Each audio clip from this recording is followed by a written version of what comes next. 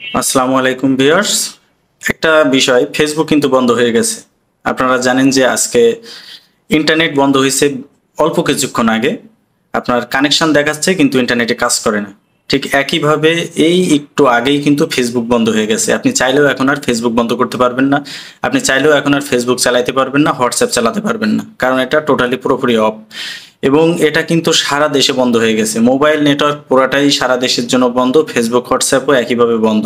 এটা হয়তোবা আন্দোলনকে কিছুটা প্রভাবিত করছে, যার কারণে বন্ধ রাখা হয়েছে। আসলে এই ইন্টারনেট যে চলে গেল, সাথে সাথে ফেসবুক বা হোয়াটসঅ্যাপ, কিন্তু আপনারা যারা ওয়াইফাই ব্যবহার করেন বা ব্রডব্যান্ডের লাইন ব্যবহার করেন, সেগুলো কিন্তু এখনো পর্যন্ত অ্যাক্টিভ আছে। এবং এটা দিয়ে কিন্তু আপনি চাইলে অন্য কোনো মাধ্যম বা অন্য কোনো পন্থা ব্যবহার করে ফেসবুক বা হোয়াটসঅ্যাপ ব্যবহার করতে পারেন।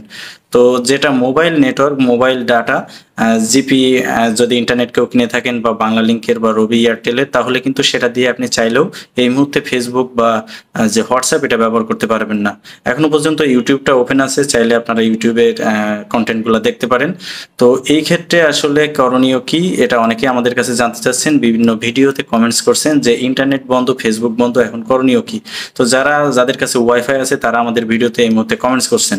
তো তাদের উদ্দেশ্যে বলা যে ওয়াইফাই যেহেতু আছে, এটা দিয়ে আসলে আমাদেরকে চলতে হবে, কারণ মোবাইল ডাটা এই মুহূর্তে যেহেতু বন্ধ, এটা মনে হয় না খুব সহজে চালু হবে।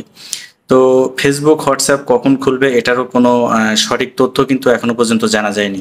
ধন্যবাদ।